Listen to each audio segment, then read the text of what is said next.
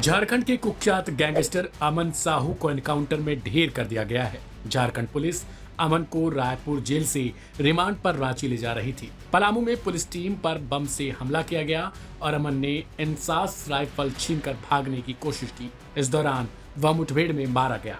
वहीं एक पुलिसकर्मी इस पूरे घटनाक्रम में जख्मी भी बताया गया। पिछले दिनों बरियातू में कोयला ट्रांसपोर्टर को गोली मारकर घायल किए जाने के मामले में पुलिस ने अमन गैंग के शूटर्स को गिरफ्तार किया था। इसी मामले में अमन साहू को रायपुर जेल से रांची लाया जा रहा था।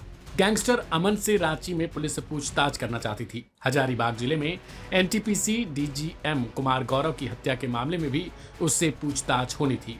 एक पुलिस अधिकारी ने इस पूरे मामले को लेकर बयान दिया। उन्होंने बताया, एनकाउंटर मंगलवार सुबह पलामू जिले में चैनपुर के अंधारी धौड़ा में हुआ। एक अधिकारी ने बताया, जब रांची में पुलिस अमन साहू को रायपुर ले जा रही थी, पलामू में गैंगस्टर के साथियों ने बम से हमला किया। इससे पुलिस की गाड़ी दुर्घटनाग्रस्त हो गई। अमन ने पुलिसकर्मी से इंसास राइफल छीनकर भागने की कोशिश की।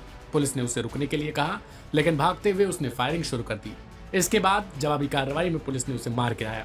वहीं इस पूरे घटनाक्रम में एक पुलिस अधिकारी भी घायल बताया जा रहा है। रायपुर जेल में बंद अपराधी अमन साहू के इशारे पर कोयला ट्रांसपोर्टर विपिन मिश्रा पर जानलेवा हमला की वारदात पर एटीएस ने केस दर्ज किया था। एटीएस ने अमन साहू और उसके गिरोह के 21 सदस्यों पर बीएनएस के प्रावधान 111 के तहत सांगठनिक अपराध में संलिप्तता का केस दर्ज किया है।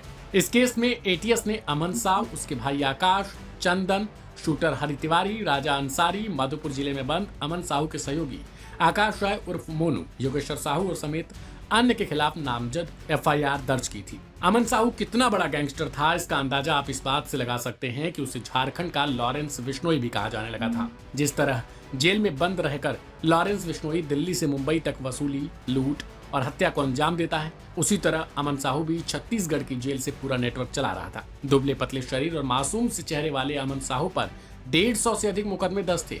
वह लॉरेंस बिश्नोई से भी हाथ मिला चुका था। कभी हार्डकोर नक्सली रहा अमन साहू पिछले कई सालों से आपराधिक गैंग चला रहा था। वह वसूली से लेकर हत्या और लूट का बड़ा नेटवर्क चला रहा था, जिसमें सैकड़ों शूटर्स और गुर्गे शामिल हैं। झारखंड से छत्तीसगढ़ तक अमन साहू मुख्य तौर पर कोयला कारोबारियों को निशाना बनाता था। वह कोयला कारोबार से जुड़े लोगों से वसूली करता और इनकार किए जाने पर हत्या कर देता। हाल ही में उसने एक कोयला ट्रांसपोर्टर पर फायरिंग कराई थी। इसी मामले में पूछताछ के लिए रांची पुलिस उसे रायपुर जेल ले आ रही थी। रायपुर जेल में रहकर ही वह अपने पूरे गैंग को चला रहा था। जिस तरीके से आरोप लगता है कि लॉरेंस बिश्नोई जेल में भी रहता है और बाहर उसकी तमाम चीजें चलती रहती हैं। अमन साहू पिछले कुछ सालों में लॉरेंस बिश्नोई का करीबी बन चुका था। बताया जाता है कि लॉरेंस बिश्नोई को वह शूटर्स और गोरके उपलब्ध कराता था। बदले में उसे लॉरेंस गैंग से कई आधुनिक हथियार मिले थे। फिलहाल उसे पुलिस ने मुठभेड़ में ढेर कर दिया है। अमन साहू सोशल मीडिया प्लेटफॉर्म्स पर भी खूब एक्टिव होता था। उसका अकाउंट विदेश में बैठा शख्स ऑपरेट कर रहा था।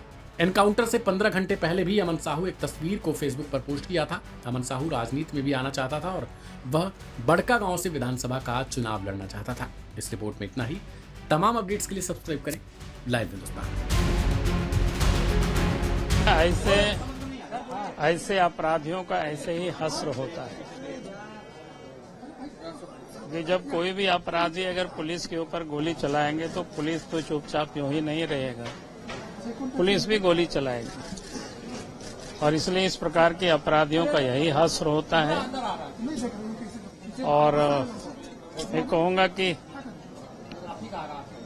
और भी जो जानकारी, क्या डीजीपी ने खुद कहा है कि 3 लोगों की गैंग जेल से संचालित हो रहा है। तो एक तो इनकाउंटर में मारा गया और 2 लोगों की गैंग बचा हुआ है।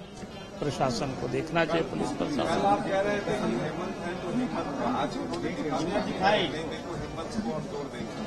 तो अच्छा बात है। हमने कहा कि भाई अपराधियों का यही हश्र होता है। अगर अपराधी अगर पुलिस के ऊपर गोली चलाती है और पुलिस उसको इनकाउंटर में मारते हैं तो कोई गलत नहीं होता है।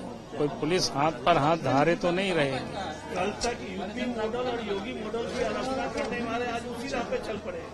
आप सही मानते हैं सर इस कार्रवाई को? नहीं, मैंने कहा ना कि अपराधियों का यही हश्र होता है भाई। निश्चित रूप से कल ही लॉ एंड ऑर्डर के मामला को लेकर विपक्ष के द्वारा पूरे सदन में बात को रखी गई थी। डीजीपी के द्वारा बयान भी दिया गया था और शायद अमन साहू को रिमांड पर झारखंड लाया जा रहा था लेकिन इसके बाद यदि पुलिस के संरक्षण में इस तरह की घटना हुई है वो भी निंदनीय है। ये पुलिस के लिए और सरकार के लिए बहुत ही बड़ा चुनौती हम कह सकते हैं कि कैसे लोग यहाँ सुरक्षित रहेंगे, ये समझने की बात है। बहुत ही बढ़िया काम माननीय हेमंत सोरेन जी ने किया है और निश्चित रूप से ऐसे लोगों के साथ ऐसा ही होना चाहिए ताकि छोटे मोटे प्यादे जो है सो वो फन नहीं मार सके। और निश्चित रूप से इसके लिए मैं सरकार को, डीजीपी साहब को बहुत बहुत बधाई देता हूँ, धन्यवाद देता हूँ। डीजीपी साहब ने जो कल कहा था उससे निश्चित रूप से लोगों, हमारे जवानों का, पुलिस बल का मनोबल घटता है। उससे आज उन्होंने जो किया है निश्चित रूप से ये राज्य के लिए अच्छा है और ये जोगी स्टाइल आदरणीय हेमंत सोरेन जी को पहले ही अपनाना चाहिए ताकि आज के दिन में ऐसी घटना नहीं होती।